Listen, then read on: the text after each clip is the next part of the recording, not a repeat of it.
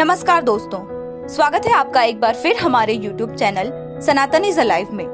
दोस्तों, जैसा कि हमें पता ही है, गौ माता को सनातन धर्म में माँ के रूप में पूजा जाता है तथा सनातन धर्म में गाय को देवता और माता के समान मानकर उनकी सेवा करना मनुष्य का मुख्य धर्म माना गया है, क्योंकि उनके शरीर में सभी देवता निवास करते हैं। कोई भी धार्मिक कृत्य ऐसा नहीं है जिसमें गौ की आवश्यकता ना हो, फिर चाहे वह यज्ञ हो, षोडश संस्कार हो या कोई अन्य आयोजन हो।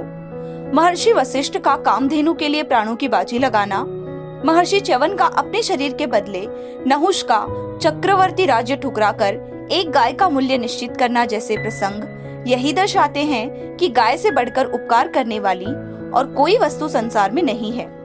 यह माता के समान मानव जाति का उपकार करने वाली, दीर्घायु और निरोगता प्रदान करने वाली है। इसीलिए शास्त्र में कहा गया है, गावो विश्वस्य मातरः, अर्थात गाय विश्व की माता ही है। अग्नि पुराण में कहा गया है कि गायें परम पवित्र और मांगलिक हैं। गाय का गोबर और मूत्र दरिद्रता दूर करता है। उन्हें खुजलाना, नहलाना, पानी पिलाना पुण्यदायक है। गोमूत्र, गोबर, गोदुग्ध, गोदधि, गोघृत, कुशोदक, इनका मिश्रण अर्थात पंचगव्य सभी अशुभ अनिष्टों को दूर करता है। गोग्रास देने वाला सद्गति प्राप्त करता है। गोदान करने से समस्त कुल का उद्धार होता है। गौ के श्वास से भूमि पवित्र होती है। गाय के स्पर्श से पाप नष्ट होते हैं। पंचगव्य पीने से पतित का भी उद्धार होता है।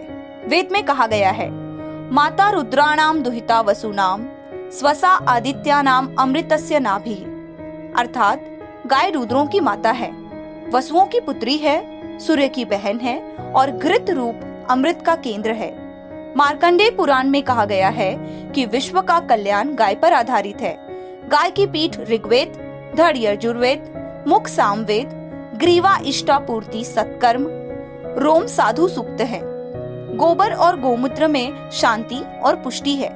जहाँ गाय रहती है वहाँ पुण्य क्षीण नहीं होते, वह जीवन को धारणा कराती है। स्वाहा, स्वधा, वशट और हंतकार, यह 4 गाय के धन हैं। इस गाय से सबकी तृप्ति होती है।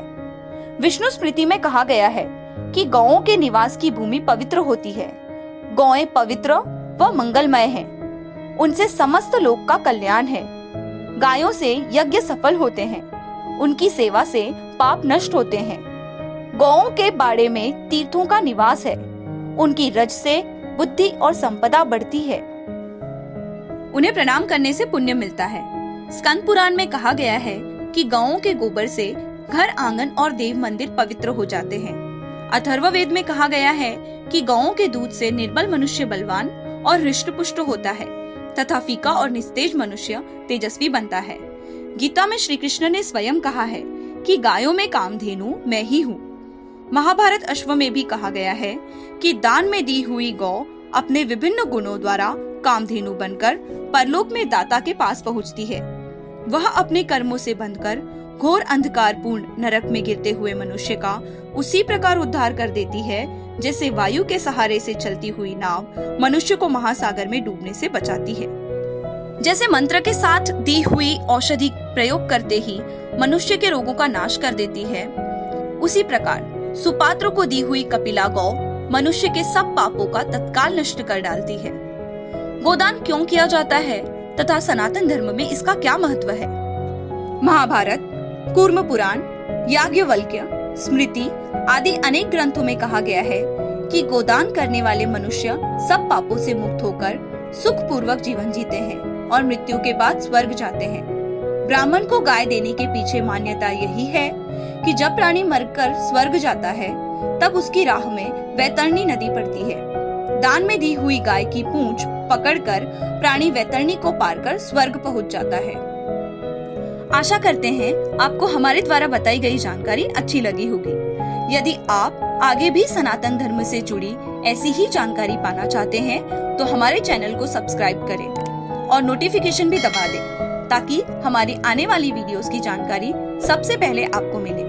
और हाँ दोस्तों, हमारी वीडियोस को अपने दोस्तों तथा परिवार के लोगों के साथ शेयर जरूर करें ताकि उन्हें भी सनातन धर्म से जुड़ी जानकारी मिले। जय हिंद, जय श्री राम।